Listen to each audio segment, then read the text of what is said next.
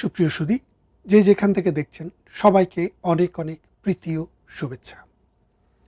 আজকে আসলে একটি মর্মান্তিক বিষয় নিয়ে, হৃদয় বিদারক একটা বিষয় নিয়ে আপনাদের সাথে কথা বলতে চাই। বিষয়টি হচ্ছে, আপনারা যদি প্রথম আলো দেখেন, প্রথম আলো আজকে 15ই আগস্ট।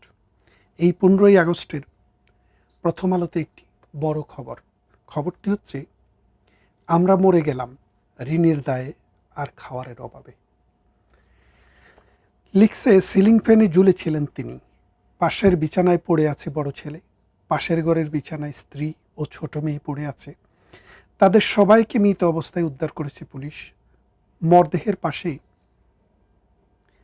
পাওয়া একটি চুরুটে লেখা আছে, আমরা মরে গেলাম ঋণের দায়ে আর খাওয়ার অভাবে। বিষয়টি দেখেন, ঘটনাটি ঘটেছে কোথায়? ঘটনাটি ঘটেছে রাজশাহীর প্রভা উপজেলার পারিলা ইউনিয়নের বামুন শিকড় গ্রামে।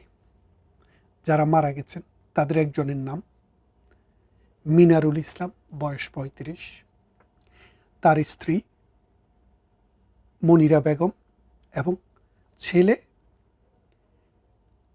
মাহিন 13 বছর বয়স, আর মেয়ে মিথিলা মাত্র 2 বছর বয়স।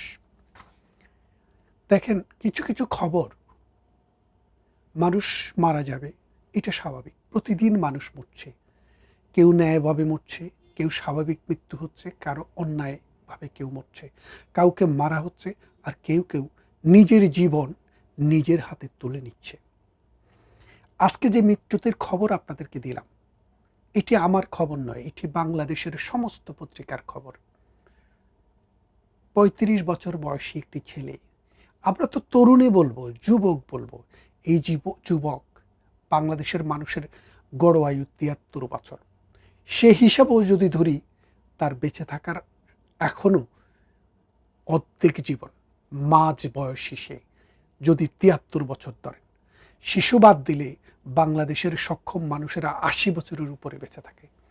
তাহলে এখন আপনারা বুঝুন, এই মানুষটি কেন তার জীবন গেল। শুধু তিনি নিজে মরেননি, অবুঝ শিশু, মাত্র 2 বছর বয়স, পৃথিবীর আলো বাতাস সবে সে দেখেছে, পৃথিবীকে সে এখনো ছিঁড়েনি। এই নির্মম পৃথিবীতে মানুষ যে বাতের অভাবে মরতে হবে, খাওয়ারের অভাবে মরতে হবে, এই বিষয়টি এই শিশুর কাছে কিন্তু এখনো বোধগম্য হয়ে ওঠেনি।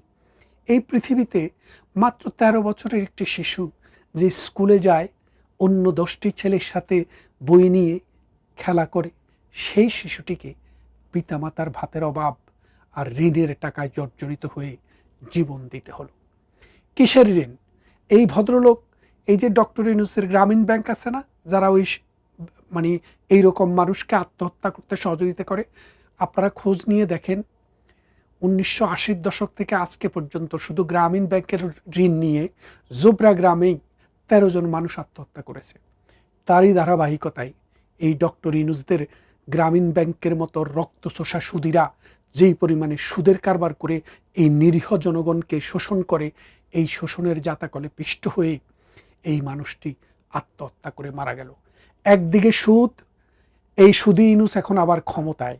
সেখানে দেখেন, প্রধানমন্ত্রী শেখ হাসিনা যখন ক্ষমতায় ছিলেন, এই প্রান্তিক আয়ের মানুষদের জন্য রিক্সা চালায়, যারা ঠেলা চালায়, ভ্যান চালায়, একদম দিন মজুর, মেঠে মজুর, বস্তিবাসী, স্বামী পরিত্যক্তা, অসহায় মানুষদের জন্য 30 লক্ষ বিজিএফ কার্ড দিয়েছিল। মানে বিজিএফ কার্ড মানে হচ্ছে ভলান্টারি গ্রুপ ফিডিং, অর্থাৎ দুস্থ মানুষদেরকে খাওয়ানো। একটা দুস্থ যে গ্রুপ বাংলাদেশে রয়েছে, তাদের ভলান্টারি এই ফিডিংয়ের আওতায় প্রত্যেকটা পরিবারকে 30 কেজি করে চাল দেওয়া হতো মাসে। প্রতি কেজি চালের দাম 10 টাকা। তার মানে একটা পরিবার যদি 4 জন মানুষের হয়, 30 lakh VGF card equal to 1,20,00,000 মানুষ। তার মানে হচ্ছে, বাংলাদেশকে একটি খাদ্য নিরাপত্তার চেইনে নিয়ে এসেছিলেন প্রধানমন্ত্রী শেখ হাসিনা। তিনি চেয়েছিলেন এই বাংলায় একটি মানুষও না খেয়ে মরবে না। আপনারা জানেন, প্রধানমন্ত্রী শেখ হাসিনা যখন ক্ষমতা আসে বা তার আগে উত্তরবঙ্গে একটি শব্দ ছিল যেটাকে বলা হতো মঙ্গা। বিশেষ করে আশ্বিন এবং কার্তিক মাস যখন আসতো, মানুষ মানুষের কাছে ভিক্ষা করার পর্যন্ত সাহস করতো না। সেই জায়গা থেকে প্রধানমন্ত্রী শেখ হাসিনা ঘোষণা দিয়েছিলেন, আমরা মঙ্গাকে জাদুঘরে পাঠাবো। এবং প্রধানমন্ত্রী তার যে 15 বছরের টেনিউর, সেই সময়ের ভিতরে উত্তরবঙ্গ থেকে মঙ্গাকে কিন্তু তারা জাদুঘরে পাঠিয়ে দিয়েছিল। সেই জাদুঘর থেকে সেই মঙ্গা আবার বাংলাদেশে হেঁটে হেঁটে আসতে শুরু করেছে। আপনারা জানেন, কয়েকদিন আগে আমি একটি ভিডিও করেছিলাম, সেখানে বলেছিলাম যে পেশিবাদ শব্দটি ফরাসিরা কবর দিয়েছে এবং জাদুঘরে এবং হসপিটালে পাঠিয়ে দিয়েছে 1789 সালের পর। সেই ডক্টর ইউনূস জুলাই মাসে যখন, এই 24শে জুলাইতে যখন ফ্রান্সের হসপিটালে ছিলেন, সেখান থেকে তিনি এই পেশিবাদ শব্দটিকে বাংলাদেশে এনে তার পেশিবাদের জাতাকলে পড়ে তার এনসিপি বাহিনী, তার সমন্বয়ক বাহিনী, তার রাজাকার বাহিনী এবং বিএনপির সেলা সামুন্ডারা বাংলাদেশে কী করছে? সন্ত্রাস, দর্শন, লুণ্ঠন, হত্যা এবং চাঁদাবাজি, গণহারে চাঁদাবাজি। প্রতিনিয়ত, প্রতিদিন আপনারা সচিত্র প্রতিবেদন দেখছেন টেলিভিশনে, পত্রিকায়, রেডিওতে, বিশ্ব মিডিয়ায়। তারা গিয়ে মানে সরকারি লোকসহ গিয়ে চাঁদাবাজি করে। সম্প্রতি আপনারা দেখেছেন আসিফ মাহমুদ লোক পাঠিয়ে শাম্মী আক্তারের ঘরে ডাকাতি করিয়েছে, অর্থাৎ চাঁদা নিয়েছে, এবং চাঁদাবাজরা নিজেরাই বলেছে।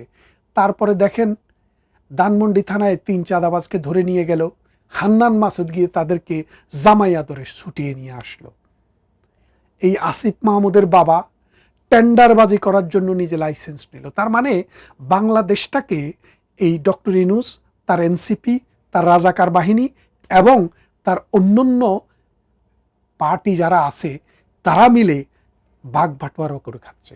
আর গরিব মানুষ, অসহায় মানুষের অবস্থা ত্রাহি ত্রাহি। কিভাবে বুঝবেন? দেখেন, খরচ আগে যা ছিল এখন তার চেয়ে বেড়েছে, কিন্তু মানুষের যে ইনকাম সেটা অর্ধেক কমে গেছে। তার মানে একজন রিকশাওয়ালা বলছে, আগে আমি 1000 টাকা ডেলি ইনকাম করতাম, আর এখন আমি ইনকাম করি 500 টাকা। চালের দাম কিন্তু আগে ছিল যেটা 60 টাকা, এটা হয়ে গেছে এখন 70 টাকা। তাহলে চালের দাম যদি বাড়ে, তার ইনকাম যদি কমে, সে না খেয়ে থাকবে, এটাই তো স্বাভাবিক। বাংলাদেশকে আজকে অনাহারী মানুষের দেশে পরিণত করছে।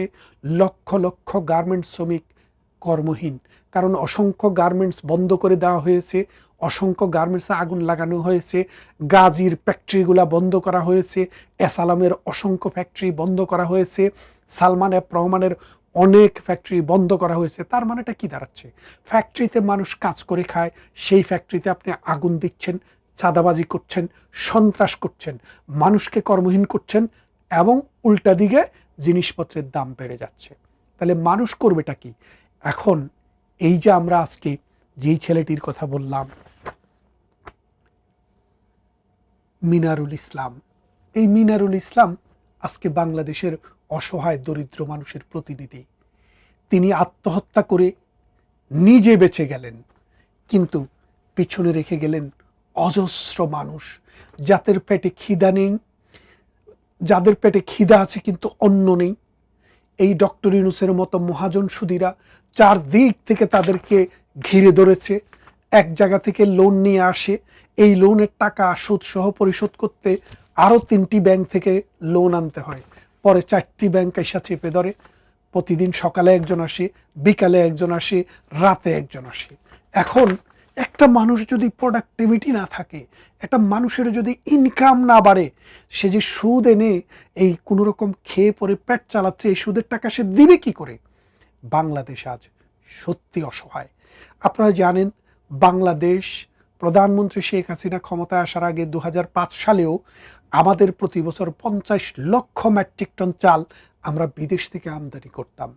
কিন্তু প্রধানমন্ত্রী শেখ হাসিনা ক্ষমতায় আসার পর এবং গঙ্গার পানি চুক্তিটি পূর্ণাঙ্গভাবে বাস্তবায়ন হওয়ার পর আমাদের গঙ্গা অববাহিকায়, পদ্মা, মেঘনা, যমুনা অববাহিকায় যে পরিমাণ ফসল উৎপাদন হয়েছে, সরকার যে পরিমাণ ভর্তুকি দিয়েছে, কৃষি ঋণ দিয়েছে এবং সেচের ব্যবস্থা করেছে, বীজের ব্যবস্থা করেছে, তখন বাংলাদেশ খাদ্যে স্বয়ংসম্পূর্ণ হয়েছে। 50 লক্ষ মেট্রিক টন আমদানি বাদ দিয়ে 5 লক্ষ মেট্রিক টন আমাদের প্রতি বছর উদ্বৃত্ত ফসল আমরা পেয়েছি। আর আজকে ডক্টর ইউনূসের এই যুগে এসে এখন উদ্বৃত্ত তো দূরের কথা, মানুষ বেঁচে থাকার যেটুক দরকার সেটুকু মানুষের কাছে নেই।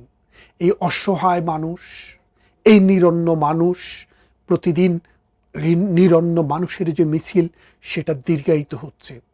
এনসিপির লোকেরা আপনি দেখেন খেতে যায় ভোর রাতে কোথায় 30 ফিটে, সেখানে না পেলে ওয়েস্টিনে।